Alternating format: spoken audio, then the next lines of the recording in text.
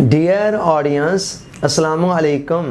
شیخ Saadi رحمۃ اللہ علیہ نے گلستان میں ایک حکایت بیان فرمائی ہے۔ ایک بادشاہ بیمار ہو گیا اور ضعیف العمری کی حد تک پہنچ گیا، لیکن اس کی کوئی اولاد نہیں تھی جو اس کا جانشین بن سکے۔ مایوسی کے عالم نے بادشاہ نے ایک رات کہا کہ آج صبح جو شخص سب سے پہلے ہمارے شہر میں داخل ہوگا اس کو آپ بادشاہ بنا دیجئے گا۔ چنانچہ صبح کا جب وقت ہوا تو اتفاق سے شہر کے اندر جو سب سے پہلا شخص داخل ہونے والا تھا وہ ایک فقیر تھا، جو بیچارہ مانگ تانگ کر روکھی سوکھی روٹیاں کھا کر گزارا کرتا تھا۔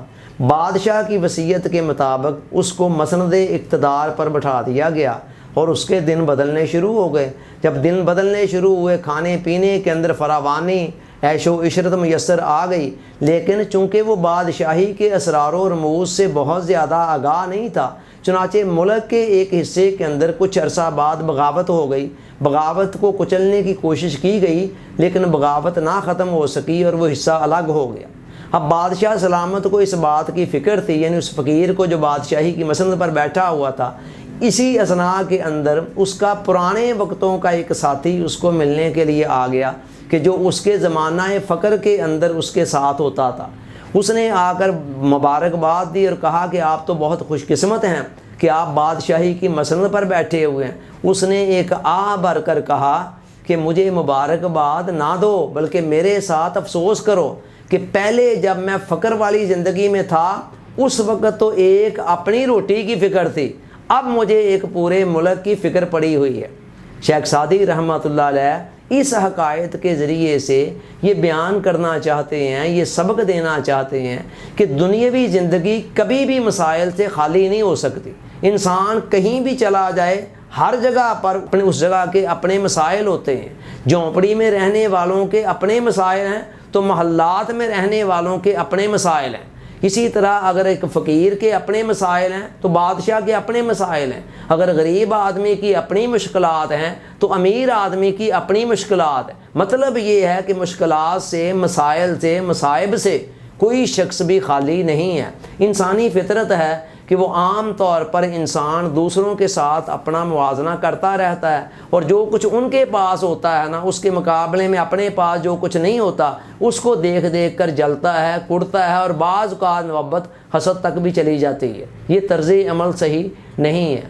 میٹرک کے نصاب کے اندر ہمارے سال ہا سال تک اردو کی کتاب میں ایک کہانی شامل نصاب رہی ہے جس کا عنوان تھا انسان کسی حال میں خوش نہیں رہتا۔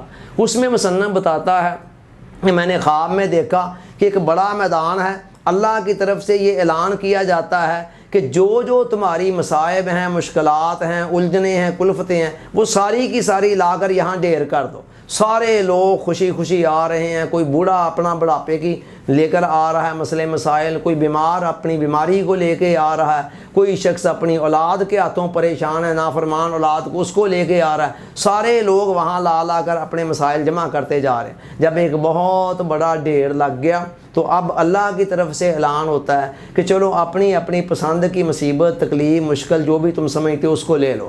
ہر کوئی اپنے مطابق دیکھتا ہے کہ یہ نسبتاً ہلکی ہے مصیبت، یہ مسئلہ چھوٹا ہے، اس کو لے کر چلا جاتا ہے۔ اور مصنف کہتا ہے اس کے بعد میں نے دیکھا کہ ہر کوئی پہلے سے بھی زیادہ پریشان ہے۔ اب ہر کوئی چاہ رہا ہے کہ نہیں یہ مصیبت مجھ سے واپس لے لی جائے اور وہی پہلے والی دے دی جائے۔ ایک حدیث قدسی میں آتا ہے کہ اللہ تعالیٰ فرماتے ہیں کہ میں جانتا ہوں میرے بعض بندے ایسے ہیں جن کا ایمان فقط امارت میں بچ سکتا ہے، یعنی امیر ہونے کی حالت میں ان کو امارت دیے رکھتا ہوں۔ کچھ لوگ ایسے ہیں جن کا ایمان غربت میں بچ سکتا ہے، ان کو میں غریب ہی رکھتا ہوں۔ کچھ ایسے ہیں جن کا ایمان صحت مندی کی حالت میں بچ سکتا ہے، ان کو میں صحت مند ہی رکھتا ہوں۔ اور کچھ ایسے بھی ہیں جن کا ایمان بیماری کی حالت میں بچ سکتا ہے، اگر ان کو صحت دے دوں گا تو وہ سرکشی اور بغاوت کی طرف چلے جائیں گے، ان کو بیمار ہی رکھتا ہوں۔ یہ میرے معاملات ہیں، میں بہتر جانتا ہوں کہ بندوں کو کس حال میں رکھنا ہے۔